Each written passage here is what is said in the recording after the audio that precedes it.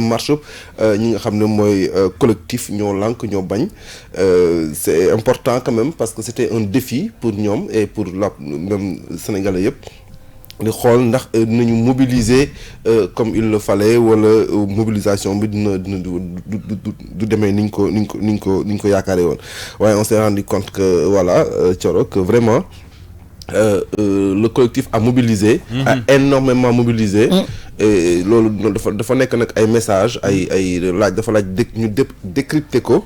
parce que am na yu bari yu nga xam ne signal fort la.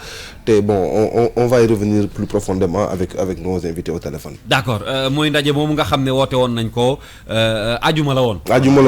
bëri woon na coow ci bés boobu. waaw yaakaar naa ne foofu moom li wax di wax naan ku fa sànni mbaat mu tag. waaw ndax nit ñu bari. Thioro noo jàngatee loolu.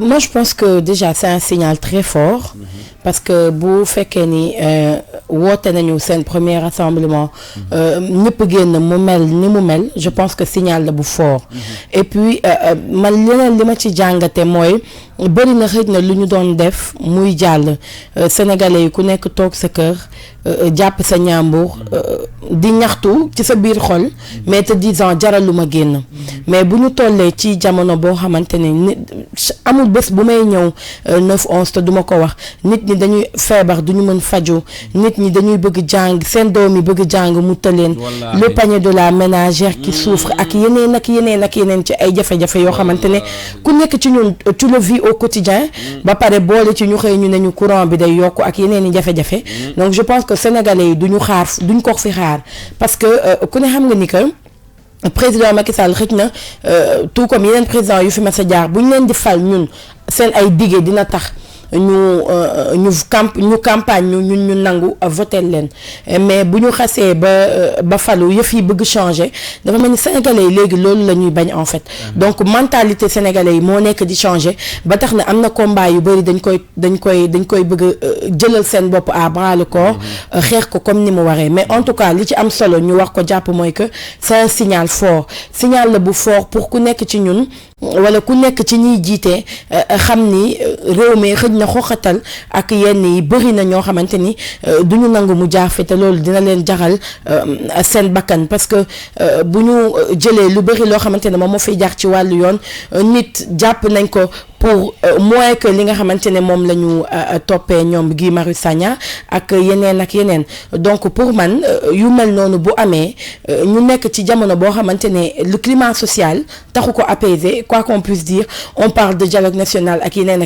mais taxul climat social bi apaisé man jàpp naa ni fi mu toll nii les priorités sont ailleurs bu ñu régler d'abord problème mu santé bi nga xamante ne moo am ci réew mi régler problème mu njàng mi régler problème mu lekk ak naan nañu régler problème mu ay kilifa yoo xamante ne ñu ngi fi di xiiroo ko ŋaayoo di xulloo ko xeex pour man loolu moo gën a opportun que bëgg taxaw gérer yoo xamante ni beaucoup d'entre nous dañu jàpp ni que ay futilité la wala c'est des choses yu mënoon jàll et puis beneen affaire man boo xamante ni ça me tient énormément à cœur mooy que Kals man dama jàpp ne kilifa day mën a jéggale di jëlale munoo lu ñu leen nii rek ñu tëj c'est pas possible donc voilà kilifa du toppee pour nga mën a jiite il faut forcément nga mën a jëlale sagam ñun ñi nga xamante ne tekkiwuñu dara ñun ñooy dégg lu ñu naqari di ki dëgg suñu tànk waxuma la koo xamante ne yow yaay jiite et on nous dira on est désolé de le dire mais ça fait mal ñuy gis par exemple sur les réseaux sociaux que président Macky Sall moo tëj lu Guy Marius Sagna et compagnie parce que bu nekkoon ci réew moo xamante ni réew la bu ñu respecté ak ni yëf yi war a doxee exécutif législatif ak pouvoir judiciaire yëpp dañuy xaajaloo ba kenn du ci mën a am mainmise mais malheureusement pouvoir bi dafa am mainmise ci yeneen pouvoir yëpp moo tax bu ñu jàppee ku mel ni Guy Marius Sagna wala ñi mu àndal forcément les gens vont dire président Macky Sall moo ko tëjlu te loolu je pense que lu ñu war a ñaawlu la. alors man dis après là la grande question bi may laajte mooy souvent dañ daan faral di wax ni que sénégalais yi non dañu sonn ci mobiliser wu di leen woo ñuy ñëw di marche wala di dajaloo fenn di kaas benn mbir loolu amoon na 23 juin dootul amati à l'époque ak Abdoulaye Wade rek la woon sénégalais yi dañoo sonn mais léegi ku fi woote du ñu wuyu aujourd'hui on voit cette situation lan lañ ci jàpp ci sénégalais yooyu ñu doon jiiñ quelque part ne bu ñu leen wooyee. il faut se tromper ils se sont trompés il faut se détromper. gis nga wax la benn affaire. boo doon xool précisément si j'allais répondre précisément à la question pourquoi les Sénégalais sont sortis. Parce que la décision, elle est impopulaire et ça touche directement la poche des Sénégalais. Donc, si ça touche directement la poche des Sénégalais, ça touche directement le pouvoir d'achat du Sénégalais. Donc, il faut une différence. Sénégalais, nous avons sonn ci ay appels politiques. Des appels des hommes politiques. Politiciens, moi, ça me voit policiers, moi, Sénégalais. Ay meeting ak mais quand il s'agit de questions qui touchent directement le citoyen souvent n'a pas besoin de se faire prier. D'accord. Il n'a pas besoin de se faire prier. Nous dans le sens que xam nga affaire courant bi la. Parce que dafa laal sa poche directement. Dafa laal sama poche directement. Dafa laal poche keneen ak keneen. Il y a même des retraités qui sont sortis pour manifester. gis nga yaa ngi fàttaliku ko am na benn marche bu fi musoon am. su ma jumul jamonoy Ablaye Wade le 2012. ba gars yi génne ci yeeg casserole yi di tëgg si mbedd bi. ni ñuy toggee. mais marche boobu muy marche bu mémorable dama jàppatul réellement date bi. mais marche boobu nga defee ne politiciens yi ñoo ko sookee woon du woon politicien bi. askan wi ci boppam askan wi ñoo ko taxaw woon parce que dafa fekk jamono jooju ñu laal leen directement. politicien mën nañ fi nekk di xuloo si seen ay kii mu sàcc xaalis kii mu sàcc 94 milliards kii mu sàcc lii politicien mën nañ fi nekk di xuloo loolu askan wi di si seetaan di si commentaire di bàyyi mu dem mais généralement si c'est une décision qui touche directement les populations. là dañuy réagir. non parce que quand même il faut dire que sénégalais yi am nañ benn degré de maturité citoyenne boo xam ne ak loolu leen mënta wax toll nañ foofu ils sont tolérants nag. d'accord am nañu professeur Assane Samb qui est avec nous ci téléphone bi. professeur nag miin ngeen ko ak ñun ci jotaay bi daf ñu intéressé. à chaque fois bu ñuy waxtaanee yu mel nii professeur ginnaaw bi ñu la nuyoo di la dalal ci King FM waxtaan bi tey benn ponk la jëm ci marche bi ñu gis barki démb ci réew mi nit ñëpp wuyu si ñu jàppee ko quelque part est-ce que du benn signal bu fort. jërëjëf di leen nuyu baax di nuyu tamit auditeur King FM yëpp di ziar waa studio bi ñoom. maa ngi nuyu grand Assane. ñu ngi leen di encouragé tamit ci liggéey bi am na solo lool wax dëgg yàlla donc comme ni nga ko waxee effectivement signal bu fort bu wane ni Sénégalais yi garde nañu li tubaab di wax seen capacité d'indignation maanaam daal bu ñu meree tamit dinañ futt nag dinañ futt bu ñu meree dinañ yëggatu parce que tamit mel na ni lu ëpp tuuru donc loolu wane nañ ko. ni wat donc na ngeen yem fii parce que tamit ñu ngi leen bàyyi rek ngeen di def waaye nag di teewul ñun ñoom moom suñu réew te lu ñu neexul dinañ taxaw wane ni effectivement lii neexuñu loolu mooy li ñuy wax le contrôle de l'action publique par les populations directement population yi am nañ droit di wàcc ci mbir yi comme ni ko def ci pays arabes yi comme ni ñu koy def fële ca réew yi nga xamante ni ñoo ñu wër di kaas en Guinée Conakry yaa ngi koy gis chaque mardi. le FNDC le Front National de Défense de la Constitution. te organisé wu 2 millions de personnes ñaare day wàcc ci mbedd yi. donc ñu ngi koy gis fële ci tamit réew yu mag yi en Algérie souvent. même en France gilets jaunes. waaw yooyu yëpp mu ngi am donc Sénégalais yi aussi dinañ wane seen bopp parce que apparemment ñu ngi leen doon tuumaal ni daal bëgguñu génn bëgguñu kaar dafa mel ni leen Macky Sall def rek baax na parce que loolu lay xëy na sax la leen yenn homme politique yi meree. carrément parce que ba duñu wax ni parce que population dañuy wax non ñun Macky pare nañ ci mais bu ñu demee ba ci biir da ngay gis ñaare dañ koy voteel surtout bu ñu fekkee dañu def ay xaalis ak yooyu. mais Assane signal la quand Assane signal fort la wax nga ko ban message à décrypter la ñu envoyé au niveau le marche bi la ñu mën wax ne marche bi envoyé ne ko aux autorités ban message quel message l'autorité doit décrypter. waaw message bi autorité war a décrypter mooy quand même lu ëpp tuuru et surtout wax nga ko sànq maa ngi dégg ngay wax ni effectivement bu problème bi touché le pouvoir d'achat. maanaam mbiru en poche bi amuñu ni war a fay lu ëpp dafay souvent da leen di sawarloo pour ñu génn. parce que tamit dundin gi moo metti surtout mag ñi retraité ba pare continuer di yor sa waa kër ñu ci bari ñu da leen ñoo am natt boobu. nekk à la retraite ba aussi continuer di dimbali say doom parce que dañu nekk en difficulté wala dañu nekk ay xale yu tuuti nit ñi nekk en difficulté contrat yi Sénégal contrat yi d'adhésion yi mooy problème li tubaab li en droit li ñuy wax contrat d'adhésion mooy contrat yi ñu Sénélec di imposer SDE di imposer les sociétés de téléphone di imposer contrat yoo xam ne yow doo discuter conditions yi soit da ngay d'accord signé wala d'accord nga bàyyi dëgg la. waaw yooyu li ñuy wax contrat d'adhésion contrat yooyu c'est un sérieux problème parce que da ngay ñëw ñu la sa facture temps la mais léegi nag yow doo xam yan condition lañ ko calculer ñoom ñoo xam daal. dëgg la jaay ñoo lay fixer le prix ñoo lay forcer nga fay donc loolu c'est un problème très sérieux dégg naa benn responsable politique Babacar Gueye mu ne ma andil nañ ko facture presque 500 000 francs CFA ma ne ko mais xanaa da nga la gisin sa kër muy ree. yàlla quoi. waaw 500 000 imaginez donc nit ñi sonn c'est trop sonn boo xam ne da ngay xalaat ni parfois est-ce que état bi du racketter les populations. maanaam di leen poche di leen coppate seen poche pour di régler ay problèmes parce que ñu ngi fi gis ay renouvellement permis de conduire renouvellement carte d'identité électeur yu dul jeex yoo xam ne yow sa permis mu ngi en cours de validité ba pare da ngay wëlbati ko fay 10 000 francs. rang bay bëgg a dee fanaan fa. pour ñenn ñi heureusement sax journalistes yi mayoon nañ leen 2 jours. jeudi ak vendredi pour ñu déposer. taxul ñu dajal de ñun amaguñu taxul sax ñu daj. dajugul gis nga. waaw xëy na ñu prolongé ko doon dans ce cas donc c'est très difficile.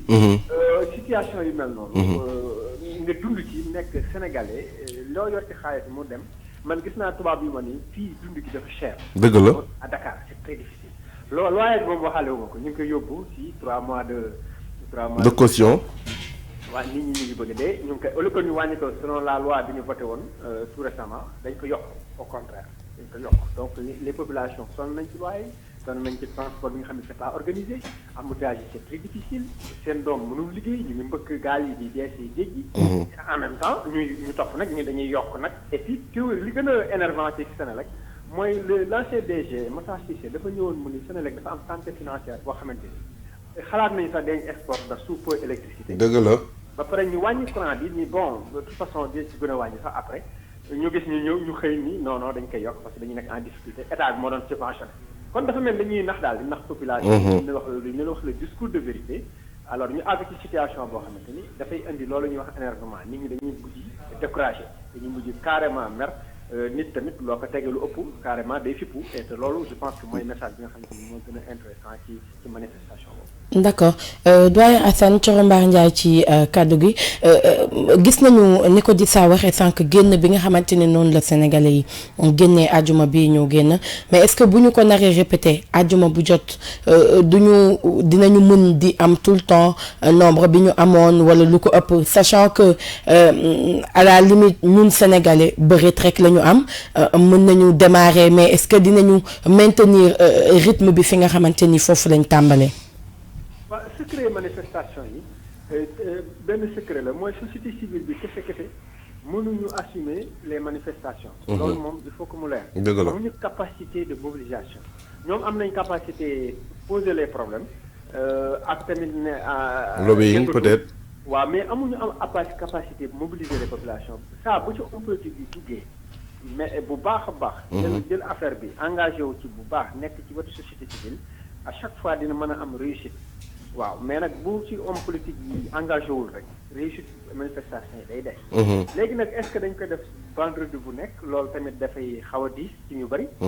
évidemment nañu xool benn stratégie boo xam ne dañ ko mën di def yenn saa yi ñu génn def li ñuy def waaye nag chaque vendredi comme ni ñu ko waa Guinée di defee chaque mardi dafay jafe. pour nga mobiliser effectivement les Sénégalais à chaque fois parce que mën nga dem ba ci biir mobilisation bi wàññeeku gis nañ ko ci gilets jaunes yi en France. ak Macron.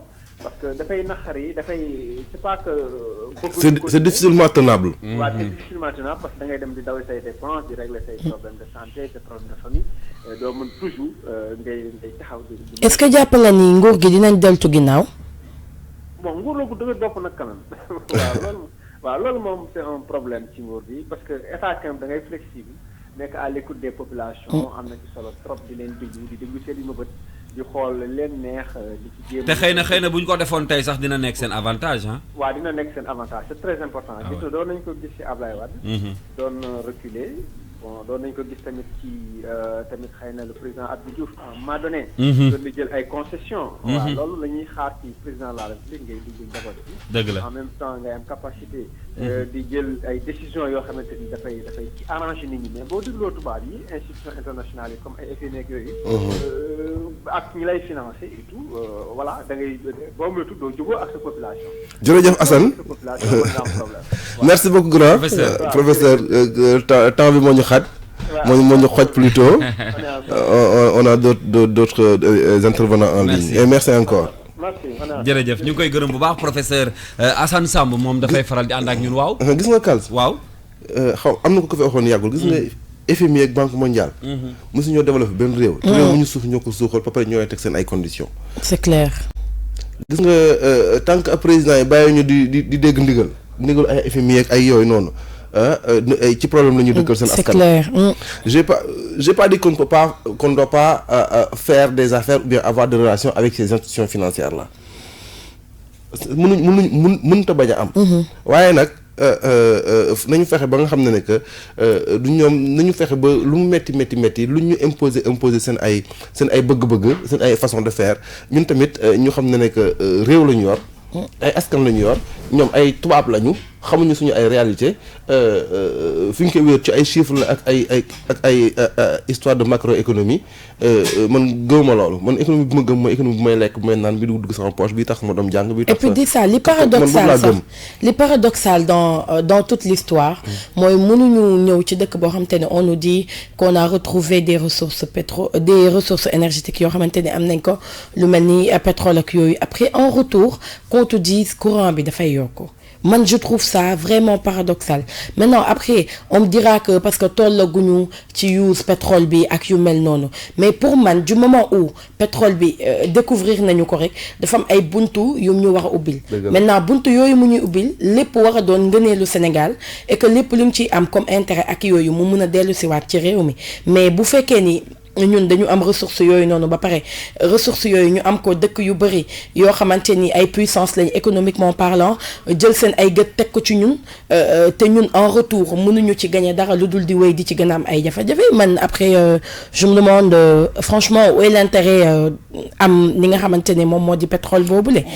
C'est pour dire un peu que man personnellement j'estime que caractère bi nga xamante ne moom la suñu dirigeants yi war a wane ci seen digg ak les occidentaux wala les plus grandes puissances économiques réellement caractère boobu noonu la ñu gisul que moo tax ñoom war nañu mën a jaar ci porox ndoll bu nekk pour imposer ñu ay affaires mais également piller nos ressources c'est ce qui est dommage en fait. Bon, moi ce qui me fait mal un peu c'est que la question que je me pose plutôt c'est bon entre les déclarations de Mohamedou Lamine Cissé, Mohamed Mokhtar Cissé disant que la Sénélec mu ngi en bonne santé financière que sax d'ici 2020 ou je sais pas 2000 quand mën nañu exporter au courant entre déclaration boobu muy wax loolu ak léegi matul 1 an su ko matee ci la yem 1 an bu ñuy def ba sax ñu wàññi pétrole courant bi tey on se retrouve à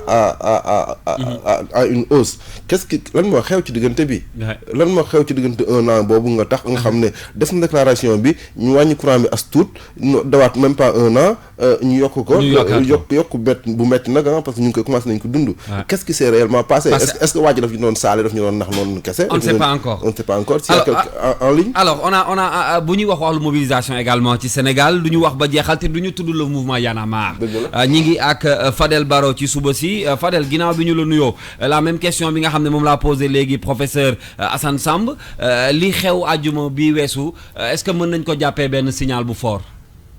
waaw signal la parce que askan moom bu fekkee ne juróom la ñu ci question boo xam ne dafa touché askan wi yëpp ñu génn di ko manifester loolu dafa nekk loo xam ne état dafa war a jël askan bu fekkee dafa nekk ay junniy nit yoo xam ne du dañ leen a saxal lem wala ñu xoqatal leen ñëw déedéet dañu ñëw ci seen jëmm bopp ñëw ci seen coobare ñëw taxaw ne lii mënuñu ko nangu bi nag boo seetloo ci biir manifestation boobu ñoo lànk bi ñi fa ñëwoon sax dafa daw yaram ndax da ngay gis xam nga Sénégal malheureusement métti boo xam ne ci ndaw yi amuñu liggéey ba tey ji personnes retraitées yi ñu ngi yor kër yi ba léegi dafa bëri ay personnes retraitées yu ñëw téye seen facture ñi nga xam ne dañ ñëw téye seen bant parce que léegi mag lañ ba mënutuñu dox ñoo xam ne dañ leen a jàpp ñëpp ñëw taxaw ne facture bii moom mënuñu ko fay te mënut a continuer loolu nag bu amee ci réew ñi nga xam ne ñoo ko ngànk dañu war a bàyyi seen xel parce que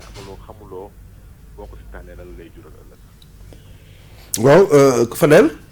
waaw di s'apprêter ci kàddu gi. waaw xam naa kàddu di Fadel wax nga ko sànq mobilisation bi réussir ngeen ko mais est-ce que vous étiez surpris que ni Sénégalais yi génnee noonu wala est-ce que jàpp ngeen également que wala s'il y a un message que autorités yi war a décrypter ban message la war a nekk de façon très claire. d'abord man bokk naa ci ñi nga xam ne depuis que ci réseaux sociaux yi ak yooyu yoo xam mooy Sénégal yi jarul ko. yokkal sa baat bi tuuti xam naa yaa ngi door a yeewu. déet man yàlla def na ni yow nag 2 heures du matin. ok arrivé alors. dama ni jamono ji nga xam benn bi ngay gars yi di wax naan sénégalais yi jaruñu ko. sénégalais yi jaruñu xeexal. di ko wax ci réseau yeeg yooyu man dama bokkoon ci ñi nga xam ne. dañu deer a dire ne les sénégalais n'ont pas épuisé leur capacité d'indignation te kenn mënut a prévoir réaction wu askan ndax bi mbir bu amee da ngay xool sensibilisation bi nan lay doxee ak nit ñi nan lañ koy consommer petit à petit te plus ñu dem d'ailleurs plus nit ñi di jot seen facture plus rassemblement ñoo lànk yi di gën di jël ampleur loolu moom ci biti la fanaan parce que tey jii ñi ko mën sax ñi nga xam ne c'est des fonctionnaires am nañ ko mën nañ ko gis nañ ne yokk gi attanuñu ko. kenn mënu ko loolu benn la donc man awma ci benn surprise awma ci benn sikki sàkka que day gën di yaatu dafay gën di law nit ñi dañ di ñëw nit ñi dañ di génn parce que sénégalais yi ay nit lañu kenn mënu leen jàppee xar ba doon ay xar lu mu nangu yàgg nañ wane ne lu ñu nanguwul nañ ko wane beneen bi mooy que état bi du mu ko mën a comprendre mooy na dellu ci décision am parce que décision yi jël yokk courant bi tey fenn lu dul ci seen mal gouvernance seen gestion bu taxawut ak pasaree alal réew mi ca leneen loo xam ne du priorité moom la sénégalais yi di fay tey loolu kese la ndax mënuñ ñëw ci réew moo xam ne yow Casamance balaa nga fa jotee problème la balaa nga jotee Kédougou problème la nga def ay 1000 milliards ci diggante fii ak Diamniadio waxuma sax jéggi jaas ci aéroport fii ak Diamniadio nga ne teer ngay def ba boo xam ne même bu paree woon tey waa Pikine da nga leen fay leen 3000 francs pour dem ville dana jafe ci ñoom mënoo def dépense yu mel noonu ngay def jël mbumbaay ak rumbaay gi nga campagne yëpp teg ci seen bët nga dégg ne ñu ngi wax ay boppu milliards saa su ne xaalis bi waroon def ci ndaw ñi yaa ngi dégg lan la ci Cour des comptes wax pasare ko nga di ko dégg bu dégg bëccëg souvent ngoon ñi ci te tëmm di jiñante kii lañ jox engrais bi fii kii lañ jox engrais bi fekk bu béykat baa ngi bu nekk ci mal gouvernance bu ba pare ëlbatiku nag ne askan wi yéen ci porté leen li ci gën a def dañu ko nangu lu xoolal rek li nga yaa ngi ko oto yi li nga ci dégg rek ne lañ jënd oto boobu ak léegi ay 300 et quelques milliards waaw boo déggee ne tey jii boo demoon tey jii seen yenn institution yi nga xam ne kenn xamul ban njëriñ la am lu mel ne ay haut conseil amoo benn njëriñ suñu député yi ça nous coûte très cher ça nous coûte très cher suñu parti politique bu Sénégal bi daf ñuy coûter très très très cher ñoom nag xam nañ fan lañ mën a jëlee koppar pour soulager jafe-jafe askan wi defuñu ko ñu bëgg askan bi nga xam ne dèjà mu ngi sonn ci ñàkk xëy mu ngi sonn ci dugg seet mu ngi sonn ci ñàkk liggéey mu ngi sonn ci feebar faju mu ngi sonn ci xiif lekk ni mu waree wala naan nga bëgg a jël na ko nag léegi dama lay yokkaatal li ngay fay courant te rôle état mooy ci demee noonu yu mel ni ay électricité nga xam ne c'est des enjeux stratégiques mu di ko surveiller ba mu ëpp ci askan wi parce que bu courant yokkee yéen sax seen journal bi déglu ko dina yokk parce que day taal rajo wala bu déglu portable am dana ko yokk ci moom. dëgg la. tu vois donc voilà lépp lay flambé lépp a yéeg mais loolu bu ñu ko xamee nag danañu jël seen matuwaay parce que ñoom ñoo ne réew mi ñàkkul xaalis parce que boo xoolee ñoom la ñuy séddoo ci seen biir ak lañ koy doxal ci seen katkat yi ñuy rombee kër yi ñuy jëmbat lu per bu xam naan tabaxatu dañuy jëmbat kër yi immeuble ñuy jëmbat ci dëkk bi te boo ci lokkati ba ci ginnaaw ci seen autorité ci ñoom la bokk xam nañ fan la ñuy jëlee xaalis mais bu ñu ñëw ci poosu askan wi dëgg la poosu askan wi buñ ko yokk yaxanalu duñ ko ko gën a diisal. d'accord Fadel Thioro Mbar Ndiaye ci kàddu gi bu ñu waxee itamit ci li nga xamante ne moom moo di mobilisation bu am solo bi ngeen def àjjuma bi passé man bëgg naa xam un peu périodicité wu mobilisation yi parce que ni ma ko waxee sànq ak professeur peut-être début bi mën ngeen mobiliser lu toll li ngeen def àjjuma mais est-ce que bu ngeen ko bëggee def excusez-moi àjjuma bu nekk di ngeen mën a maintenir cap boobule.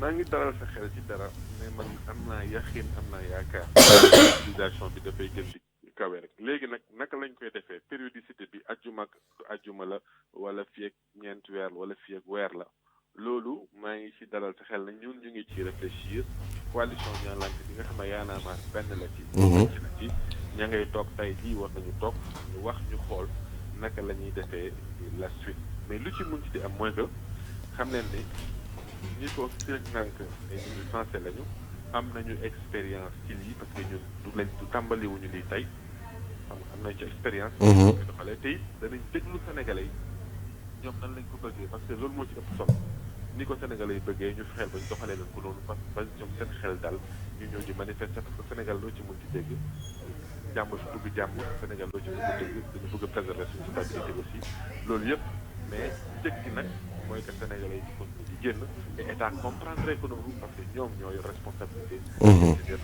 mais est-ce que mën ngeen dalal itamit xelu askan wi ci lépp lu jëm ci wàllu violence ak xët-xët parce que quand même gis nañ fi ci jamonoy 23 juin période boobu li ñàkk seen bakkan ci ay doomu aadama xëj na xaw na takku parce que bakkan moom bu dee benn rek dafa foor waxuma la ak yeneen ñu ngi fàttali ko ay Mamadou Diop ak yeneen ak yeneen est-ce que mën ngeen dalal xelu askan wi ci ne lépp lu ngeen di def dinañ ko tekk ci anam boo xamante ne bu pacifique lay doon sénégalais yi génn peut-être créer leur ras-le-bol def ko ci ni mu dëppoo ak yoon ñu jàll ci leneen et que daray violence du ci am. loolu moom la sa xel daal li ci la ciy violent du jugee ci ñun ndax ñun boo fàttalikoo ci te suñu tàmbali ba léegi dañu naan xeex bi ñu sóobu ni par nañ cee jël bal waaye ñun duñ ci joxe bal maanaam ñun pare wu ñu def benn acte boo xam ne bu nécessite violence mais il faut que comprendre que ne yu demee ni état moom mooy def violence Mamadou Diop dafa taxaw fu mu taxaw ndaraanu policier ñëw jaar ci kawam loolu mooy dëgg est-ce que loolu ñun lan lañ ci mën donc état moom moo yore le monopole. mais xëy na moytu bi rek. moytu bi kañ ci lañ dëkk moytu bi moo tax. mais seetlu na ñu ci demoon keroog ñoom Guy Marius Sagna ba ñuy dégg nga bu leen policier di xëcc dañ leen topp. amul benn signe de violence bu ñu wane. ñun boo demee ci histoire Y'en a marre lu mu gën a gudd gis na Sénégal. loo xam ne ñu ngi koy fàtte. demal ci dëkk yu bëree bëri bu amee ay yu mel ni attaque France ñuy wax occidentaux démocrate. bu amee manifestation yi bu tafee da ngay dégg li ñuy wax ay ñoo xam ne dañu dem toj magasin yi rajaxe dëkk bi dóor policiers yi mais mos nga gis benn manifestation bu ñu Y'en a marre bokk na ci ñu ne toj nañ benn boutique bu jàmbur doo ko dégg même atta lakk pono sax dañuy limité au maximum au maximum d'accord donc loolu ñun suñu ADN la ñu nekk non violent ADN la mais nag xeex moom xeex la rek foog nga génn boo génnee ñoom ñu foog na buñ leen la foqatal wala ñu tiital la nga défendre sa bopp ragaluñu violence ragaluñu ñoom ñu exercer d'accord duñu delloo ginnaaw d'accord Fadel une pour man une dernière question est-ce que réponse la parce que laaj naa ko sànq di ça après là est-ce que réponse la quelque part li xew keroog vendredi ci ñi doon wax naan y compris Y'en a marre ak yeneen mouvement yi fi nekkoon mënatuñu woote ba askan wi wuy si. waaw xam nga loolu moom de tout le temps rek ñu ngi gis am na ñoo xam ne ci njëlbeen ba léegi ci ëllëg dinañ fi nekk naan waaye Y'en a marre nekkatuñu dara gars yi dañuy sóob gars yi nii gars yi loolu moom wax yooyu. da ngeen di maintien quoi. loolu wax yooyu ak activisme ñoo ànd dama am habitude di wax naan ak taay yàlla bu ñu sàkk na ne c'est pas l'unanimité. xam nga ñi nga xam ne tey jii ñoo fi gën a fonk ci këru diine yi boo waxee seen tur nga dem ci internet gis ñoo xam ne dañ ci yekk loo xam ne. effectivement. donc loolu boo ko comprendre di nga xam ne yow li ngay def defuloo ko pour nit ñi bigab la wala nit ñi xarab la da nga koy def da nga ko def yow sa super dos yow yaa ne da nga engagé du moment où da nga engagé tu te mets à la disposition de la communauté pour améliorer les choses. Et à partir de ce moment les gens ñiy wax ak ñi kii way jartu bi tal man nee naa leen li bu Sénégalais comprendre ne bu ma jàppee ne lii mooy dëgg te baax ci réew mi dama ciy avancé te bu doon Sénégal yëpp d'accord ñu j'ai pas peur d'être isolé j'ai pas peur de défendre des idées minoritaires je suis pas un politicien qui cherche à caresser les gens dans le sens du poil leen wax lu leen neex pour ñu di leen topp nekkuma ci loolu activisme laay def mooy lan fexe ba bu ma fekkee askan ne lii moo gën ci moom ma góorgóorlu ci d'ailleurs mooy rôle journaliste yi sax day d'accord on est équidistant et dañuy jéem a avancer suñu bopp ak suñu askan à partir de ce moment nag big up bi ak non big up bi rek ñoom day yemal voilà jërëjëf l'essentiel c'est de faire avancer les choses dans ce pays peut gouverner autrement nous sommes une génération de jeunes muy man muy yéen ñun ñii di dund Sénégal ñii di am à partir de 30 ba 40 ans bu ñu deful dara ëllëg suñuy doom dinañ ko layoo ak ñun parce que ñi fi nekk presque jeexal nañ ba pare ci seen doxalin yi doxalinu beneen génération la suñu génération nag ñoo war a articuler naka lañ dugg suñu bëgg suñu réew ñu yoree ko. ñu koy def ci politique ñu koy def activité ñu koy def ci journalisme wala ci yeneen entrepreneuriat wala ñu def ko ba il est temps que ñu xam ne il n'y a pas de destin. D'accord. Il n'y a que des responsabilités désertées et la balle est dans notre camp et c'est pas les oui dire ak quelques colibris yoo xam ne dañ lay ñëw di la wax ay wax yu ñaaw moo lay retardel non. D'accord merci beaucoup Fadel ñi ngi lay gërëm bu baax ci ni nga ànd ak ñun tey ci suba si ñu lay gërëm ci disponibilité bi et puis peut-être jox la dig daje yàggul dara xam naa bëgg nañ la recevoir ci studio bi ngir waxtaanee ponk yu bëri yoo xam ne dafay jëm ci wàllu actualité Fadel. Ce sera toujours un plaisir. jërëjëf merci beaucoup merci beaucoup. merci Fadel. moom nag dafa sedd comme du activiste. xam naa ne muy doog a yeewu ci non la bokk. non mais Fadel yow ñeneen ñee ko gën a moom il est truc. non je pense que c'est dans l'esprit. bokkul ak ay caat yi nga xam ne rakkaat dinañ tëb di dal. mais c'est normal c'est un intellectuel Fadel c'est un journaliste à la base. Ouais. C'est un rappeur voilà donc. Voilà. Mais bon quand il est structuré hein, je pense qu'il est structuré et pertinent. mais mi ngi mën a ay combat yu am solo et puis c'est bien c'est ce qui est bien dans cela moi je pense que ce que j'ai pu retenir c'est aujourd'hui c'est que le pays repose sur nous les jeunes ñun le mbir mi war a gën a yitteel ah ceux qui sont au pouvoir mën nañu wax sax désormais que seen wàllu wéy na mais ñun ñoo war a peut-être gën a taxaw ci li nga xam ne mooy xel suñu réew mi parce que dans 10 ans dans 20 ans voilà suñu ay doom ñoo fi nar a nekk mais Thioro wax nga ko sànq est-ce que maintenant dina possible ñu remobiliser avec le temps ça je pense que c'est le défi à relever les prochaines semaines et les prochains mois à venir et l'autre défi c'est de est-ce que ils vont assez mobiliser jusqu'à pousser le gouvernement pour que mu reculer ci je ne vous coupe pas di ça ñi ngi ak suñu dernier invité ci téléphone bi Lamine Bara Gaye voilà moom bu APR waaw Mamadou Lamine Bara Gaye moom il est membre de l'APR voilà des cadres de l'APR Bara ñu ngi lay nuyu. oui maa ngi leen di fay kan laa jot. di sa APR ci kaddu gi. dama nekkoon benn réunion dama génn rek pour mën a wax ak yéen. voilà waaw Mamadou Lamine. waaw gis nañ que le collectif ñoo lànk def nañu benn marche bu am doole sax vendredi est-ce que yéen mobilisation boobu daf surprise de ci yéen oui ou non. non nekkul maa ngi leen di nuyu auditeur King FM yëpp.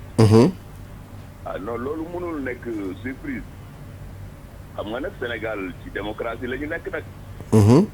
te naka jekk réew mi marche daf fi daan am. te démocratie réew ci àdduna bi yëpp boo fi demee ci grande démocratie yëpp citoyens yi bu ñu amee lu leen naqari dañuy génn pour yëgal ko nguur gi marche loolu rek la du leneen. mais quand même mobilisation bëri na ak est-ce que la mouvance jàppoon na ne que la société civile va mobiliser autant. nekkoon sax jàpp naa ne juróom fukki nit wala ñaar fukki nit ay citoyens yu jóg rek ngàbb seeni pancarte taxaw presse bi ñëw loolu rek déjà signal la pour gouvernement bi rawatina nag comme ni nga ko waxee bi mu nekkee mbooloo mu am solo kon sénégalais yooyu dañ leen li jox respect parce que ñoom it ñoo ci ñëw fàtte ne président Macky Sall bi ñu ko falee daf ne am na 42% de sénégalais yoo xam ne voteluñu ma ñooñu tamit dinaa leen seet dinaa leen gën a dégluwaat dinaa xam lan moo tax voteluñu ma. justement yéen lan ngeen dégg ci marche bi lan ngeen décrypter ci marche bi 42% yooyu peut-être ñoom ñoo génn je sais pas mais ban message yéen ngeen décrypter au regard de ce qui s'est passé vendredi. man de li ma ci jàngat mooy jàpp naa ne kilifa gi ak gouvernement bi danañ ko gën a seetlu am nañ ay éléments d'information yoo xam ne man amuma ko. te li ëpp solo moo di ne tamit. mbirum courant bi la bu ñuy waxante dëgg rek président Macky Sall bi mu jotee ci réew mi ak léegi amul benn yokk boo xam ne seetlu nañ ne def na ko maintenir na politique de subvention yi malgré difficulté yi nga xam ne Sénélec doon na ko am léegi nag man li ma jàpp mooy bu fekkee ne tamit ba léegi nii moom seet na xam ne ci gafak ak réew mi war na mën a continuer di def subvention boobu pour gën a jàppale Sénélec. ñu bàyyi yokk bi man loolu d'accord naa ci gisuma ci benn problème. waaye tamit bu ñu fàtte ne Sénégalais yi tamit dañu war a gën a defaat ay investissement pour que ñi nga xam ne suma mbokk yi nga xam ne ñoo nekk ci àll bi ci ay dëkk yoo xam ne jotaguñu courant ñu fexe ba ñu jot courant. ñooñu tamit bu fekkee ne yokk bi mooy tax ñu mën la yóbbul courant bi jàpp naa ne Sénégalais yi tamit war nañu gën a comme loolu ñuy wax ci tubaab serrer la ceinture pour que ñu mën a yóbbu courant bi ci dëkk yooyu parce que courant doonatul ab luxe citoyen bu nekk foo mën nekk dañ cee war a jot loolu mooy dëgg. D'accord Lamine Bara Gaye Thioro Mbar Ndiaye la ci kàddu gi bu ñu gisee ni ki nga xamante ne moom moo di njiitu réew mi comme ni nga ko waxee état bi dafa doon subventionné Senelec pour ñu mën a jox nit ñi courant bi ñu koy def parce que état tout le temps dafay am une longueur d'avance ci information yi par rapport ak ñun ñi nga xamante ne ñun ñooy les citoyens ordinaires bu ñu ko mën a waxee noonu donc état boobu am longueur d'avance xëy na jàpp naa ni xamoon na ni ci durée bii xëy na loolu gafaka réew mi dootu ko àttan est-ce que boo bokk léegi solution bi du woon jéem a trouver ay porox ndoll pour sénégalais yi pour ñu bañ a agsi fi nga xamante ne foofu la ñu agsi tey loolu benn la ñaareel bi mooy est-ce que nekkul woon juste de la poudre aux yeux le temps d'avoir un deuxième mandat et puis après sachant que bii mooy last mandat président Macky Sall dafay dem donc moom na ko defee rek ni mu ko sentiree.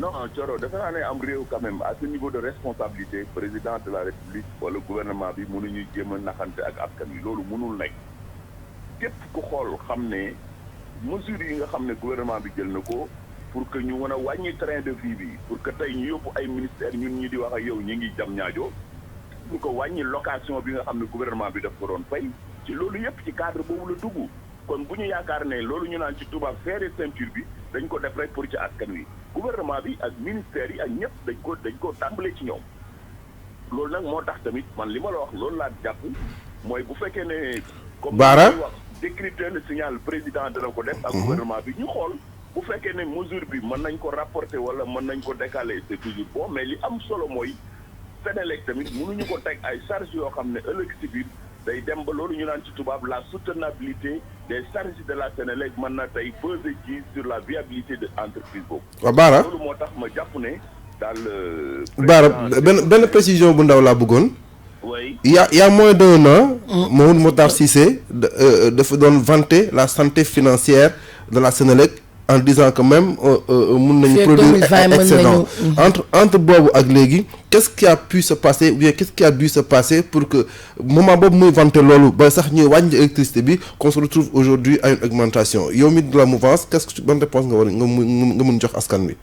waaw xam nga gouvernance moom loolu ñu naan ci tubaab les hommes passent les institutions demeurent Makhtar moom nekkatul directeur général u Senelec kon tey ma nga ministère léegi nag ba léegi moom mooy assurer la tutelle mais li am solo mooy directeur u Senelec ñëw na def conférence de presse joxe ay chiffres te yokk bi tamit fexe nañ ba ñi nga xam ne ñoom la ñu tuddee les petits consommateurs du leen laal kon jàpp naa ne tamit ñeneen ñi dañu war a gën a def effort tamit pour que ñu mën a avancer loolu moo ci am solo mais kii waxoon na lii kii waxoon na la amul solo. si non c'est important non Bara.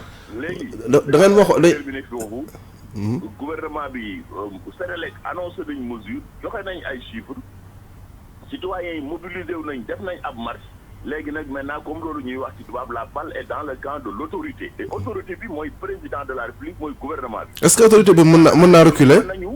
président de la république mën nañu rafet njort ci moom parce que politique de subvention bi ni mu ko tenir nii pendant ay at coro rek biñ jubee élection yi président bi mu toogee ba léegi dafa continuer la subvention ci arachide bi mais boobu xamoon na ni day wuti deuxième mandat également ci courant bi d'accord mais bu ñu waxee tey petit consommateur yi xaw ma nu ngeen leen tuddee noonu on a l'impression que xamuñu sax kan mooy petit consommateur ñan ñooy les petits consommateurs parce que man personnellement gis naa ko daan fay entre 13 ak 15 000 koo xamante ne là il s'est retrouvé avec 65 000 et il me dit sama kër amul climatiseur amul dara as frigidaire moo fa nekk ak benn ventilateur damay xëy dem ba 21h 22h sama jabar dina xëy dem au moins ba 18h 19h donc dëkkuñoo kenn et on se retrouve bii pas avec 65 000 kan mooy petit consommateur.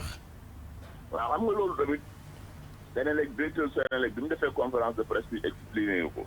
man chiffre technique yi moom mënuma ko. mënoo ci avancer mais li ma jàpp mooy li ñu waxaat ñoom mooy facture yi mujj nii ñi mujj a jot mooy facture yi nga xam ne mooy facture yi mujj ci période bu tàngoor bi août septembre bi xam nga période boobu dafa tàngoor loolu doro donc facture yooyu mënuñu yem ak facture yi nga xam ne ñoo daan ci lu ci ginnaaw parce que facture yi mujj nii képp ko daan am ventilateur da nga ko doon taal daanaka 24 heures sur 24 mooy mois de août bi ak septembre.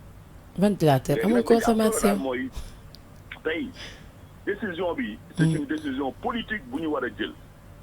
décision politique nag autorité politique moo koy jël ndax gouvernement bi dafa war a continuer yokk bi wala ndax Senelec dafa war a gën a defaat ay effort gouvernement bi pour accompagner Senelec subvention bi ñu bàyyi yokk bi ba ca kanam ba suñu pétrole génn ak gaz bi loolu nag moom décision politique la président de la République ak gouvernement bi ñoo ko mën a jël. et donc on pense que le président de la République ñu baal ma ci kàddu gi nit la ku xaw a dëgër bopp ku mën a defante pour yéen ñi ko jege xam ko est-ce que yaakaar nga ni mën na deltu ginnaaw ci décision bi.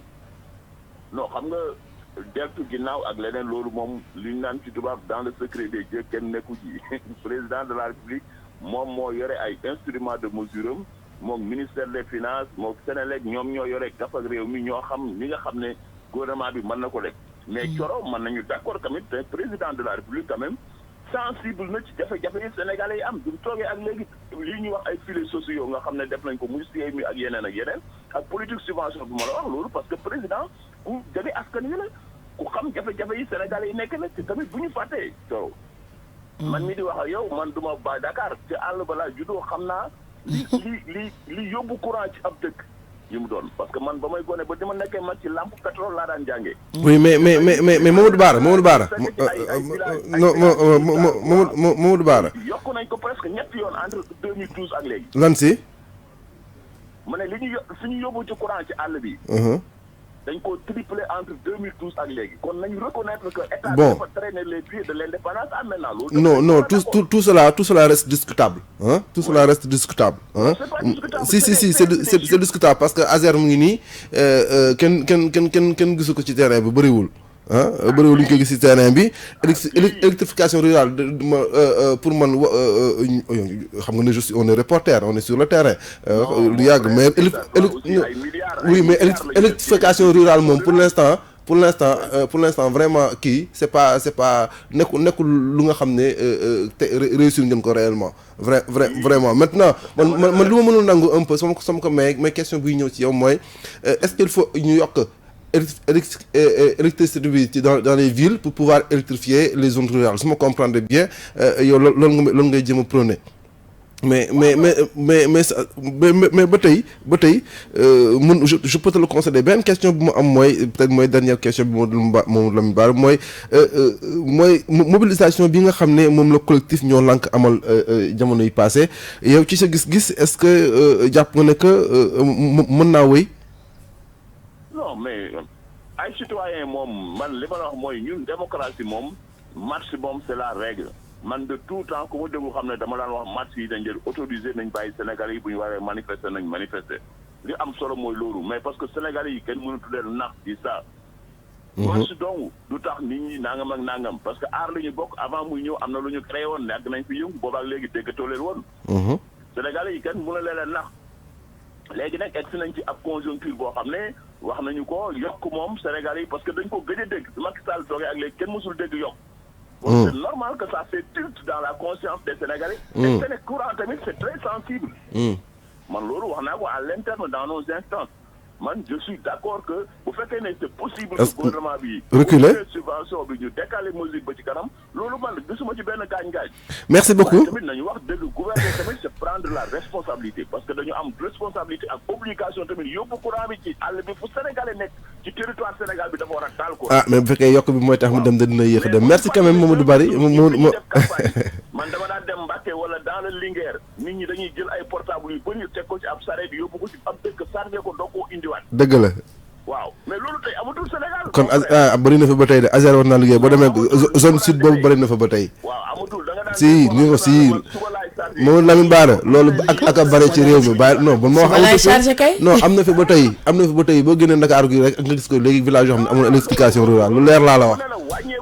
waaw waaye am na fi boo nee amatu fi moo tax may jaaxal waaye bëri na fi loolu nag. comme nu Wade dafay ay effort ci côté boobu. non d'accord naa gouvernement continuité. vous n'en avez pas fait plus que l'ex-régime sur ce point précis. li ñu ciy def li ci Macky Sall def en 7 ans tamit Abdoulaye Wade defu ko en 3 ans. ok Mamadou Lamine Bara. mais loolu mooy dëgg gi. merci quand même. investissement. merci ci Dakar. dëgg la. loolu ñu naan gars yi naan xoyu kamaj. waaw merci quand même. nañ ci wax dëgg quand même à Dakar. wax wolof aussi également daf ne ku gis nen a ngi nii. waaw dëgg la de waaw ku gis nen waaw nen a ngi nii dëgg la. coupe du monde bi ak coupe d'Afrique bi daf ñu fekk en pleine saison chaude pourtant amul benn coupure Sénégal yëpp dañu seetaan coupe du monde. coupure daan na am de temps en temps de. mais merci beaucoup Mamadou Lamine Bara Kals c'était Mamadou Lamine Bara Gaye il est de l'APR il est membre des cadres républicains. Voilà, il a défendu quand même leur position, comme nous comme et puis dellu ginnaaw bi c'est toujours possible. C'est toujours possible. Maintenant bon, ndax dinañ ci yegg wala duñ ci yegg. Tout ce qu'il y a à dire moi que d'abord la question du petit consommateur, moi je le comprends pas. Bu fekkee man petit consommateur là, man affaire bi laal na ma. Parce que bu fekkee tamit petit consommateur laal na la. Yow xam naa tamit petit consommateur ne. Bu baax gëm naa ne laal na. Donc j'ai l'impression qu'il y a beaucoup de non di léegi daal fan yii bu may génn kër ga. yëpp laay fay. yëpp ngay fay. donc du ko teree cher. bul sonn du ko teree cher télé sax fayal te fayal la. waaw léegi nag du ko teree cher. bëgg a dalal sama xel mi rek. donc waaye nag directeur Senelec moom war naa ñëw fii toog. problème bi mooy xamuñu techniquement. affaire yi lan la. chiffres yi ñuy jox ñun on s'en sort pas li ma sama benn xarit naan ma. bu ñuy dagaan suñuy baat fu ñu dem dañuy làkk wolofal ko ba ñu comprendre. waaye bu ñu xasee ba falu di ñu làkk ay tubaab yoo xamante ne ñun dootuñu ko xam. promesse électorale. Donc pour man problème bi jiitu ci coowal yokk courant bi Kals mooy que par exemple là on nous parle de petits consommateurs, c'est qui le petit consommateur? On sait pas. Parce que dañu am problème mu peut-être comprendre ak chiffres yi ak technique bi nga xamante ne moom la ñuy utiliser ñun xamuñu réellement lan kan mooy petit consommateur kan la yokk bi kan moo bokk ci yokk bi ak kan moo ci bokkul.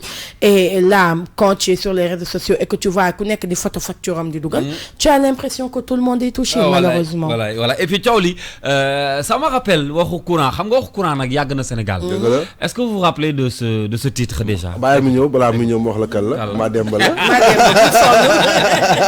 Écoutez un peu après ñu dellu aussi. On dirait que tey la way bi génn en tout cas est-ce que xam nga ne que le DG s'appelle Pape Demba Bitèye. Pape Demba Bitèye. Ah bon? Oui. En plus. Pape Demba Bitèye. Mais donc nee naa ko ma Demba. waaye ngi nii. tey ngeen ma ko yónnee sax ma WhatsApp ko son bi. waaw yónnee leen ko WhatsApp. Alors voilà ça nous rappelle Mademba Sock à l'époque ak mbirum. yàlla bu ko courant bi yóbbaale nag moom damay ragalu waa ji bu attantulee cooli parce que Guy Marius Sagna yóbbaale na commissaire Ndour damay ragal moom mi courant bi yóbbaale ko. On espère que mu mujjee ci jàmm. Alors on va vous laisser ñu marquer benn pause. Le temps de revenir tey nag la ñuy tàmbali. est-ce que am na revenir. dañuy revenir de. yow sa revenir yoratuma ko disaa ko. revenir am na de. revenir sama yoon rek sa jëkkër yi di toog. maa ci si dul sax comprendre. Alors tey la ñuy tàmbali rétro yi nga xam ne incha allah dinañ leen ko dégtal tous les matins et puis en rediffusion ci Midi Culture fàttaliwaat leen les moments les plus marquants de cette année 2019 bëri na ay xew-xew yoo xam ne am na fi ci wàllu société également man bu ñu waxee fàttaliku rétro yi rek sama xel géejawaay lay jëm billaay naturellement oui y a eu beaucoup de faits yoo xam ne Ndeye Mati tey dinañu ko voilà ay insolite on peut dire dinañu ko fàttali tey ci dossier bi nga xam ne def na ko tuddee ko Retro King 2019 ci wàllu société dinañ ci ñëw mais ëllëg également dinañu topp yeneen yi nga xam ne moo xam économie environnement lépp lu jëm ci wàllu politique jeudi plutôt inchallah à partir de 9h 10 après le grand débat politique ce sera entre ki nga xam ne moom moo di Mamadou Diop bu bi nekk APR dina jàkkaarloo ak Birahim Seck bu Forum Civil ci jotaay boo xam ne dinañ ko waxtaanee fii 9h man nag fi laay toog rek. waxtaan wi lu ngeen mënee bàyyi ba may dem yeewu leen ngeen di ko def ci rajo bi bu jotaay bi seddee ma tàggal damay dem yeewu leen. voilà ñoom dinañ jàkkaarloo fii jeudi inchallah waxtaan ci ay faits yu bëri yoo xam ne ci wàllu politique ak ay rapport yoo xam ne génn na ci at bi di saa dina ko waxtaanee ci diggante Mamadou Diop bu APR Moussa Diop plutôt bu APR ak ki nga xam ne moom moo di Birahim Seck bu Forum Civil voilà jeudi lay doon et puis àjjuma dinañ ñëw ci wàllu culture ñëw tamit ci wàllu sport yooyu yëpp dinañ leen ko dégtal fii ba ñuy jëm 31 bu ñu demee nag ba 31 décembre bu soobee yàlla dañuy baal ci rajo bi ci bés bi. waaw mënul ñàkk de. voilà ñu ngi xaar seen cotisation. foog ñu baal de baal poussière. xale yi sama cotisé classe nga xam ne amuñu ku ñu mais couplé ñëw ci rajo bi. est-ce que xam ngeen koy nangu cotisation yi. kii la cotisation. yëgu leen ko. yow la xanaa Daouda xam nga groupe bu ngeen di baal nii. day xool ki ci gën a kóol ngeen dénk ko. xaalis bi. voilà léegi nag bu ñu paree. dem ko ñoom Papa Diakhaté ñu toggal ñu. yéen baal bi defal ngeen yàlla day bàyyi ma toggal leen sama kër moo gën a jege. moo gën a jege. waaw. damay bañ nga togg wàññi ko. déedéet wàññi. xam nga maire yi bu njëkk ba bu ñu la toggalee nii ba non suñu waa kër ñooy togg. bu ñu toggee maire bi tibb ci reer doog leen jox la. déedéet.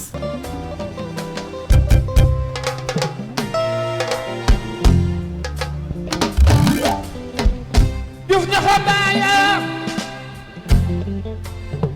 Diouf ñaxa baay jigéenu dem ba suma yaay la mami taa gaay awa Diouf gaay jigéenu dem ba lii lan la si ndiyam ala laana yaanta sungu tabar naa ni gooto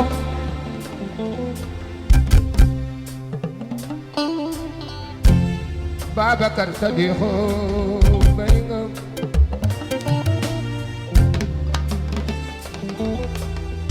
ci binga la laare yo kitam bolle salamale ba don laare ci binga la laare yo kitam bolle ey kay ndeysaan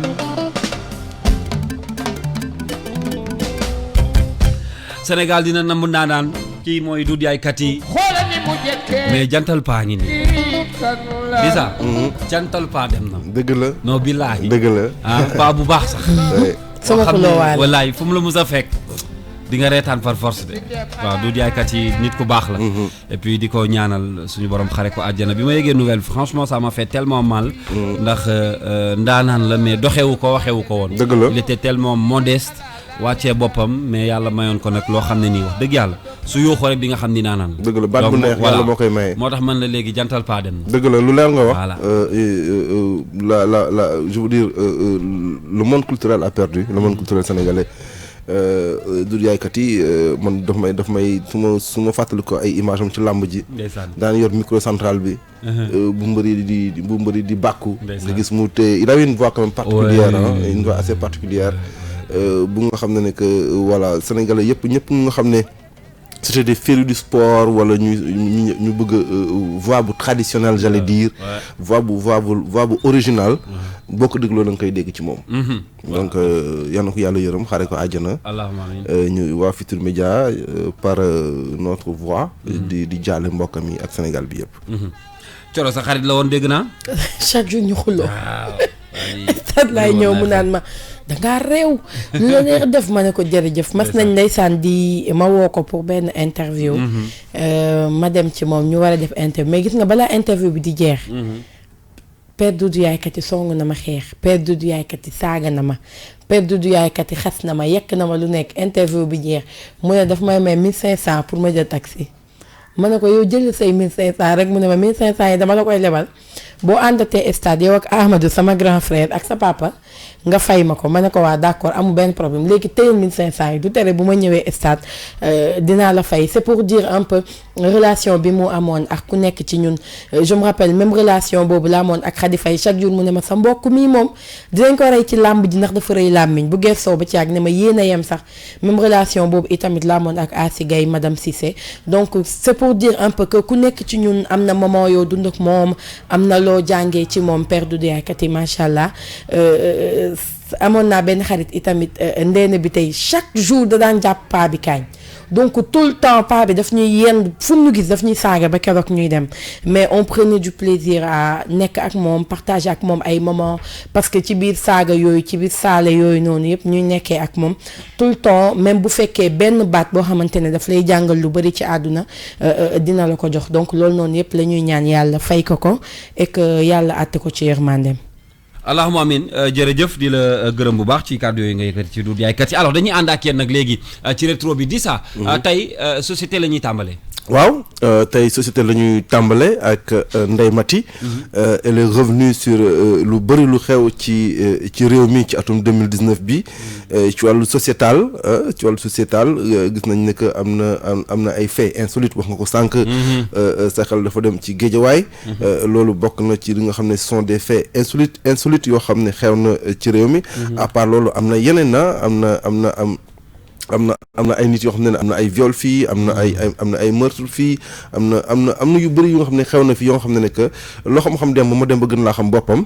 defe naa su fekkee mbir mi yemb na. nga puus ñu dem.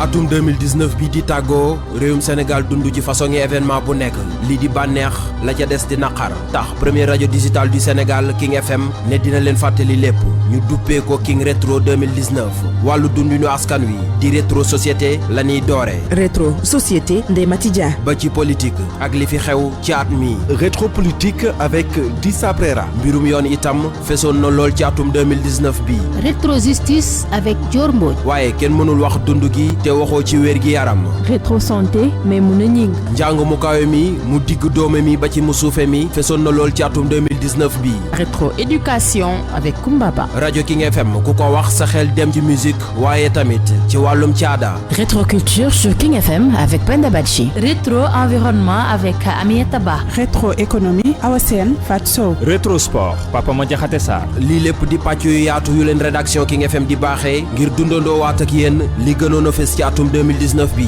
ñu duppee ko King Rétro 2019 ci King FM 99.4 ak 3w.kingfm.sn.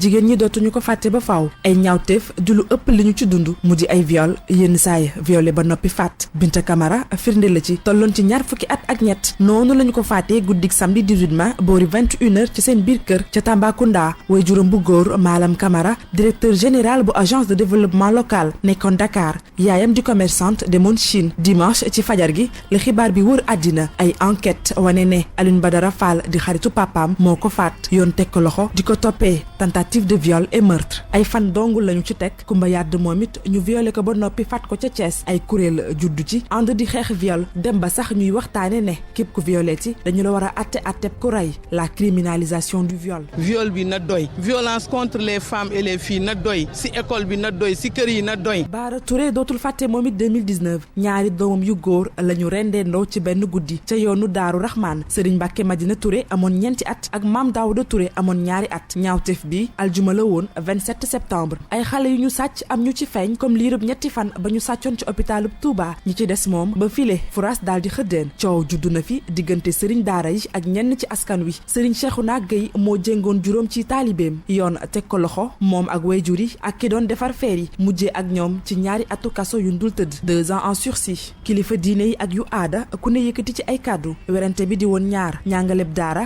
ak nekkinu ndongo yi fii ci Sénégal askanu murid dalloo Masaalikul Jinaan bésub aljuma 27 septembre jumaa ji toll ci 22 milliards yoo xam ne jàppal ma jàpp la murid bu ci nekk dugal ci dërëmam muy nag mbégte mu yaatu ba tey ci yoonu murid cantaakun yi fës nañu lool ci 2019 bi seen sëriñ Cheikh Béthio Thioune génn àddina mardi 7 mai ca Bordeaux andik néew ku tedd ki ba ci fi ñu ko war a denc lépp di coow diggante ñi faree ci taw bi sëriñ Saliou Thioune ak taalibey soxna Aïda Diallo yi baax ya la cheikh bi mujjee ñu yaakaaroon ne fa la coow li di yam soxna Aïda Diallo ne moom moo doon Cheikh Béthio Thioune ñenn ci taalibe yi nag ne du ci dal xalifa général des Mourides moo ci mujjee àddu ay yooni yoon ngir coow li fay chambre 11 ca kaso bu Rëbës la nekk fa la Cheikh Ndiaye 18 ans ak Babacar Mané 19 ans ñàkkee seen bakken ci ab buuxante bu fa amoon le 27 août accident yi ci kaw tali bi taqarnaase ba àgg ci lool kilifa yi def ab taxaw seetlu gis ne diggante Ziguinchor Thiès ak Dakar la tali bi di ëppee lu muy faat géej gi moom it jël wàllam gaal suux ca fay tolloo ak île de la Madeleine mardi 16 septembre nguur gi ne fukki nit ak juróom benn dong ñoo ci ñàkk seen bakken askan wi ne ëpp na ko di dem 2019 la nawet ñàkk ba ñuy baawu naan taw mi ñëw ànd ak i musiba inondation yi ak dënu yi jot a faat li mu bakkan gu takkoo takku at mi nemmeeku nañu ay tàkk-tàkk yu bari aljuma 15 mars boori 6 heures du matin la ñu wax ne marché Petersen ma ngay tàkk loolee ginnaaw juróom benni weer dong yu ñu ko fayoon alal bu takkoo takku tàkk ba nekk dóom 24 avril immeuble Scrupule d'Os moom it tàkk lundi 30 septembre marché Kermel leneen moom itam aaye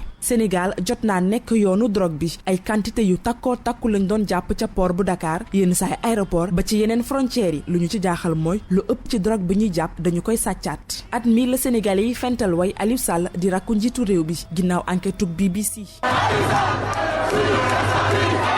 nañ delluwaat ci sunu pétrole bi li jënti 400 000 c'est le moment li yaa ko def goreel nga fay ñu waay. ca Géejawaay am lu yëngu ci biir suuf sa Ndiaye Dragon ne. démb j'étais venu là ñëw naa fi démb déglu ko mais man li ma gis muy direeku dégg ko muy direeku gisuma ko teguma ko bët li ma dégg muy direeku man Dragon la ci man. jàmm ji tàmbalee woon dellu si waat ndax yaakaaroon ni émigration clandestine jeex na fi mbëkk mi jaxasewaat. jërëjëf Ndeye Maty ci excusez-moi jërëjëf Ndeye Maty ci li nga xam ne mooy rétro société 2019 bi defe naa Thioro Ndeye Maty elle a fait le tour de la question. jafe na poñ yu nga xam ne que mënoo ko retrouver ci biir rétro bii nii. On a parlé de Ndiaye Dragon on a parlé des viols on a parlé de beaucoup de choses Thioro yu nga xam ne xew na fi ci année bi du wàllu société. mais man bokk na ci li nga ma gën a marqué mooy les histoires de viol. Bien sûr les histoires de viol je pense que cette année bokk na ci li nga xam ne que jigéen ñi subir nañ ko lu bëri. également je salue et également la décision du gouvernement sur ça de criminaliser le viol. defe naa loolu baax na ci benn ñaar mbirum Aliou Sall également marqué na ma ci 2019 bi pour la bonne et simple raison que après c'est devenu un sujet bu nga xam ne population yi ñoo ko jëlal seen bopp di ko exiger 400 000 man ça m'a fait un peu rire.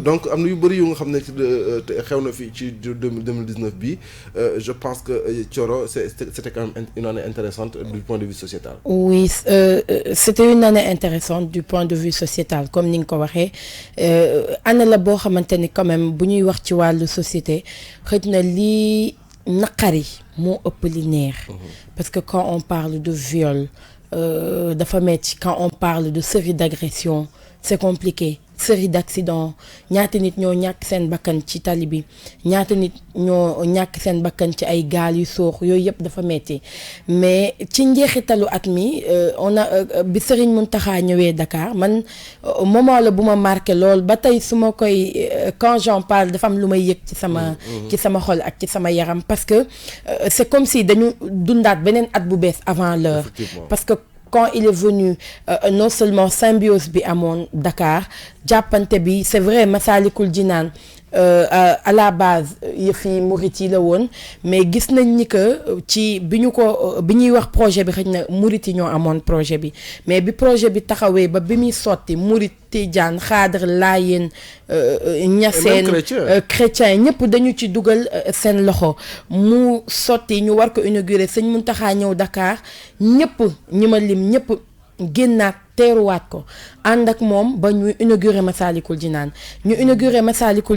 mu jiboole président Abdoulaye Wade ak président Macky Sall loolu nekkoon loo xamante ne socialement parlant dañu ko soxla woon parce que ay moment yu fort la parce que président Macky Sall bu mënee nekk ci nguur mën a jëflante ak Abdou Diouf ci anam bu rafet war koo mën a jëflante ak Abdoulaye Wade mi nga xamante ne def na ko DG def ko ministre def ko président Assemblée nationale def ko doomam ba mu dem nekk président donc pour man jàpp naa ne ak lu mën a dox ci seen diggante avant ñoom ñaar bu ñu leen gisee ñu ànd xol yi dafay rafet donc Massalikul Jinaan nekkoon na moment bu fort sincèrement ci Dakar mais leneen lu metti woon itamit ci année bi personnellement man ci bokk ci lu ma gën a marqué ci 2019 muy génnu àddina Cheikh Béthio Thioune parce que da ngay xam ni que booy wax yoonu murit moom taxawaay bu am solo la ci amoon ci anam yi mu génnee àddina parce que boobu fekk na ñi ngi àtte coowal li nga xamante ne moom moo amoon foofu la ca Madinatu Salaam verdict bi dafa daanu tey mu xëy génn àddina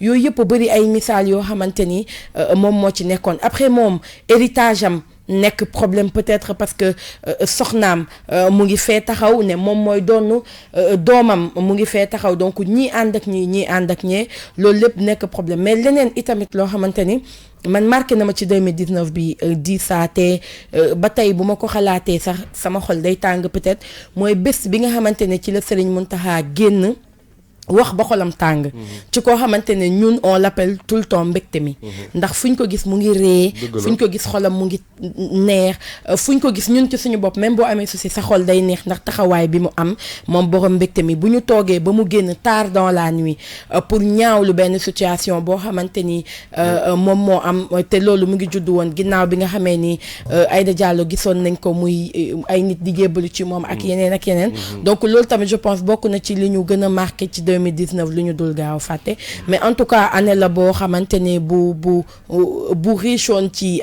plan yëpp ñun bu ñu koy wax ci suñu ci li nga xamante ne moom ñun ci la ñuy liggéey parce que bëri woon na ay fee ci société bi mais ak lu ci mën a am dañuy ñaan rek lépp luy ngëneel nekkoon bànneex ci 2019 yàlla nañu topp 2020 te bànneex yi yokku waaye lépp loo xam ne itamit métit la woon yàlla na des 2019 te 2020 incha allah ñu bañ ko dundaat ayoo xale bi ñaan nga ñaan yu neex ñaan nga ñaan yu neex de bañ a dundaat yu metti te dund yu neex yi waaw moom da lañ bëgg yal nañ ko fekkee amiin te taw ko balaa boobu cheikh bi xam naa ne bu ci ñaanee day jàpp waaw cheikh bi day nouveau cheikh lu ngeen di ñaan noonu da nga ñaanal xale yi nag cheikh bi war ngaa dajale xale yi ñaanal leen man démba dama gis ay heure ménage yu bëri sama statut fu ma tourné gis heure ménage ma ne leen heure ménage yi bëri na ma bind ko sama statut nee na heure ménage bëri na mais de grâce bu ma kenn ñaanal ma topp parce que man dama foog ni ñaan yu bëri yooyu moo ma fittee moo tax affaire yi dëgër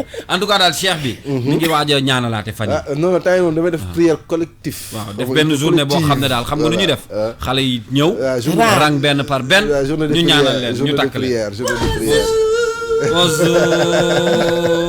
bonjour de Lisa Georgia te xale yi nga koy laajte sànq yaa ko doon laajte sànq waaw kii dégguma la nga ngeen laajte fi sànq ministre laa doon laajte ku keneen ki parce que Lisa xamoon naa ne mu ngi ñëw kon te bu ñëwee nii lay def di écart suñu kaw daan ay rek Amina nga doon laajte waaw benn la rek ñoo bokk groupe namoon nañ la kay dama ne ndëppal leen ma ñu ndëppal la ëpp naa def ndëpp collectif est-ce que ndëpp bi man duma jiit déedéet c'est que man ñi ma war a ndëppal boobu ba léegi seen problème mooy gisaguñu nag bi daal nag bu mel nan lañ la war a ndëppal mauve délavé rose ok boo gisee rek lijjanti ma kon jeex na yow sa ndëpp xam naa dañuy bàyyi ba 2024 parce que dina compliqué si affaire la dañu xaar ba dem Hollande wut fa am na yu mel noonu foofu waaye ndëpp Lisa de moom couleur boobu am na Hollande ama sabar googu koy tëgg waaw boobu nar a jaral lijjanti mais merci beaucoup les amis ça a été un plaisir defe naa ñun daanaka li ci des rek mooy yéene kaay xëy na ñu tàggatoo ak yéen joxante dig daje ëllëg bu soobee yàlla ci beneen dossier boo xam ne dinañu fàttaliku waat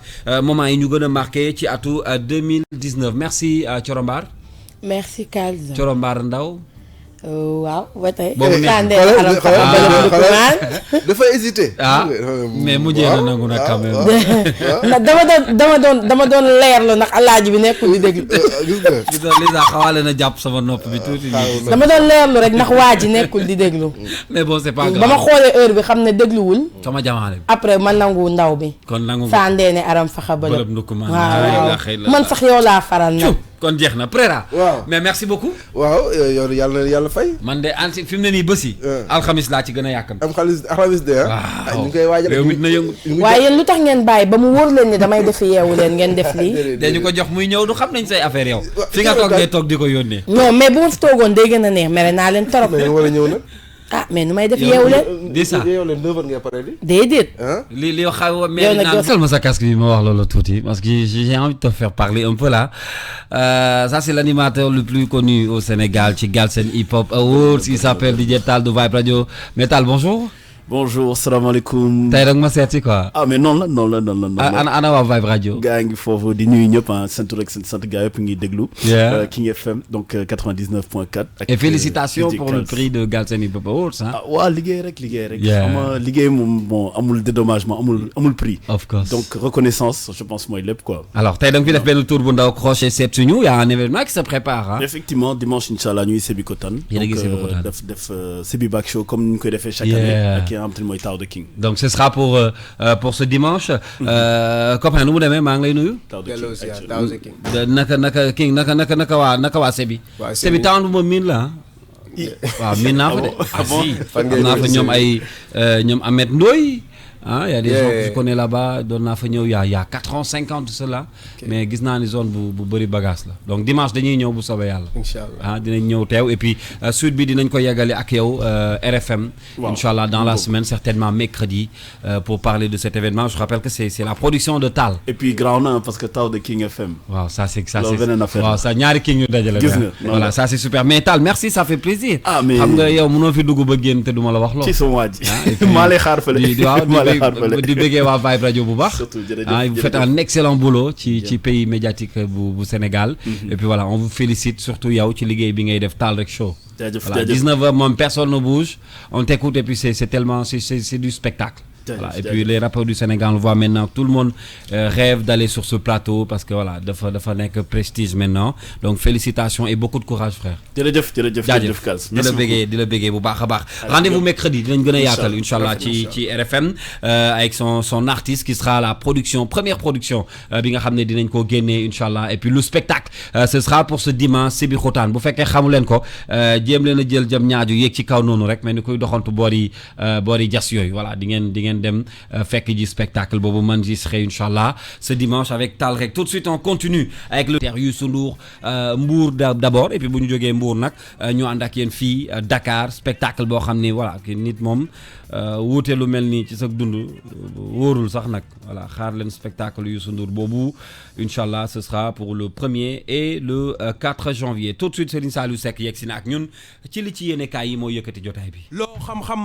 Mathiam gën laa xam boppam tey te nit boo ne baax na ñu ne la ndax mbokk yaa ko wax lu ni mel la l'observateur xam ba tax mu xëy utali Kër Mbaarik di dëkk ba Moustapha Cissé Lo fekk baax yéene kaay Futurs Médias bi ne moom Cissé Lo nekk député APR nekk président parlement bu CEDEAO jamono ji daanaka duñu xëy bés te déggu noow turam ca Kër Mbaarik di dëkk bu nekk ca wetu Louga askan wa fa yeewoo bokk na ci la nu xamal Abdou Mbodj ma fa waa l'observateur yabaloon tàng saayen gi Cissé Lo nekk ci seen deret la bokk ndax nag giirug maamam di Matar Mbay Xuja Gay ba ci Ndaat Fall Maam Kumba Fall ak Amari Gay ñii ñëpp dañoo tàng te maam la nu ci Moustapha Cissé Lo waaye te waxtaan woowee l'observateur lañ batal nañu bépp jaar-jaaru Moustapha Cissé Lo ak nguneem am njàngam ca école Santhiaba démissionnem ca ONICAD na mu toxoo ca Touba ak duggam ci langu politique gi bés bi ko président Abdoulaye Wade di jooyloo ab candidature am ca chambre de commerce bu Diourbel lii lépp moo ngi ci page 6 ak page 7 bu l'observateur moom Moustapha Cissé Lo itam coow li dox ci digganteem ak Yakham Mbaye moo nekk ci xët wu njëkku Le Quotidien ci biir journal bi ñu gis sa Momar Diongo mu fay xam le ni coow li waa APR nekk deful lu dul yàqal président Macky Sall tey it dina dem ba faagaagal li mu jotoon a liggéey ci mim réew Vox Populi ne coow li am ci biir APR kay léegi tey mu jeex Seydou Gueye moo ko xamle ci biir yéenekaay bi chargé de com bu palais de la République bi ne muy coowul courant bi ba ci mbii coog mbaalo bi am ci biir APR lépp président Macky Sall dina ko lijjanti Sud du Quotidien mel ni ku naan ko booba fekk na Momar Diongo di ab analyse politique xëy na ba analyser lépp liy xesan ci mim réew yokku nan fi courant bi ubbi Les Échos journal bi ne askanu Sénégal yàq nanu luy tàkk te du fay nguur gi fi nekk ba noppeet boole ca yóbbu vaar Mouhamadou Makhtar Cissé mi jiite këru courant gi Imam Ndiour ci biir journal bi ne ñu fare ci nguur gi moom danoo pasaree koppari askan wi ba noppi bëgg koo daboo ci njëgul courant bi xuray si caam ni yokku courant bi ci boppam moo nekkul woon xalaat te nag kell gi ci askanu Sénégal nekke war naa tiital ñi fare ci nguur gi source aane lu ni mel daanaka moom la Moustapha Diakhaté wax ci biir journal bi mu fay xamle ni askanu Sénégal falu nu benn yoon président Macky Sall ngir muy xool lu neex waa FMI waaye nag dan koo fal ngir mu lijjanti jafe-jafe yi askan wi nekke Moustapha Diakhaté ne boo jëlee lu ci mel ni njëgul courant bi nu yokku amul kenn ku bokk ci waa APR ku ànd ci dogal bu ni mel te nag bés bu nu ci delluwul gannaaw yuuxu dina jibe fun ko foogewul yuuxooti nan rakki président Macky Sall di Aliou Sall grand place ne lu ni mel moo ngi am keroog samedi bi waa Guédiawaye football club doon amalub dîner de gala te def Aliou Sall maire Guédiawaye mu nekk parrain ba Ahmed Aïdara journaliste moo defoonub délégation demoon ca ndaje ma bi mu nuyoo ba yegg ca Aliou Sall la ko gaaye mu àndaloon xëcce ne ko doo nuyu Aliou Sall ndax ab sàcc la grand place ne ca noonee la coow la tàmbalee yuuxu ya jolli gaa ñi di wax naan Aliou Sall sunuy 400 000 lu ëpp 200 millions ci xaalisu CFA la Luc Nicolaï génne ngir tëgg combat bi nar a dox ci diggante Modou Xarañ Lo ak sëll bu ndaw di Ama Baldé sunu làmb ne combat boobee te axlu làmb ba ci askanu Sénégal doon ko xaar tey jii la nar a taxaw